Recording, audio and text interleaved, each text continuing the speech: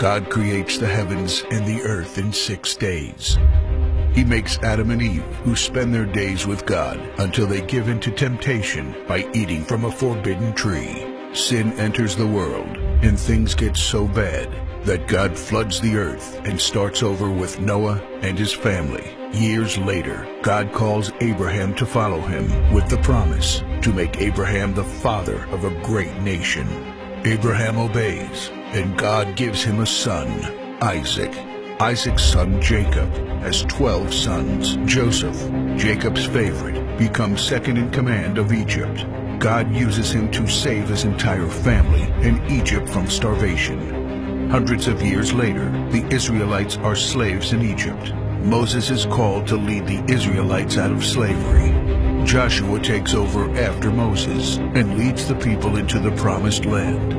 After Joshua, God raises up judges, temporary military leaders like Deborah, Gideon, and Samson, who protect and fight for God's people. The people tire of this leadership, and they call for a king.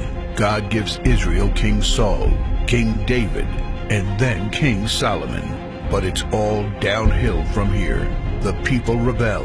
The kingdom of Israel is divided, and everyone turns their back on God. Prophets like Elijah, Isaiah, Micah, and Jeremiah warn that if people don't repent of their sins, there will be consequences. But the people ignore their warnings. The divided kingdoms are conquered, and God's people face captivity in foreign lands. People like Daniel show great courage and stand up for God when no one else does. Some of the exiled people return to the promised land, but for 400 years, God is silent. No prophets, no miracles, and no angel visitations. But then, the silence is broken when Jesus is born.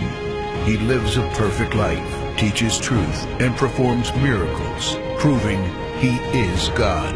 He shows us the full extent of God's love by taking our place and dying on the cross for our sin. He is placed in a grave, but 3 days later, Jesus rises again, conquering sin and death. His followers travel the world, sharing the good news of His love and starting churches. We now are part of this story, and we have the chance to change the world and share His love, because one day He will crack open the sky and He will return. It's the greatest story ever told.